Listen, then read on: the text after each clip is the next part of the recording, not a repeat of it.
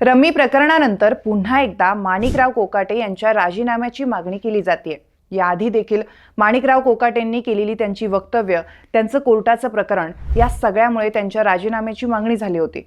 पण सध्याच्या रम्मी प्रकरणानंतर पुन्हा एकदा ही मागणी जोर धरते। पण राष्ट्रवादी किंबहुना अजित पवार माणिकराव कोकाटेंचा राजीनामा घेतील असं कुठेही संकेत दिसत नाहीयेत। एकूणच सध्याच्या राजकारणाचा विचार करता अजित पवार कोकाटेंना पाठीशी घालत असल्याचं दिसून येत आहे। पण यामागे नक्की काय कारण आहे तेच आपण जाणून घेऊया। कोकाटेंचं मंत्रिपद गेलं तर त्याचा थेट परिणाम आगामी काळात येणाऱ्या स्थानिक स्वराज्य संस्थांच्या निवडणुकांवर होऊ शकतो। परिणामी राष्ट्रवादीची उत्तर महाराष्ट्रातील खास करून नाशिकमधील पकड सैल होऊ शकते। शिवाय कोकाटेंचं मंत्रिपद गेलं तर नाशिक मधला एकूणच सगळा कंट्रोल छगन भुजबळांकडे शिफ्ट होईल, जे दादांना फारसं रुचणारं नसेल। शिवाय राष्ट्रवादीच्या नाशिकच्या पालकमंत्री पदावरचा दावा सुद्धा दुबळा होऊ शकतो।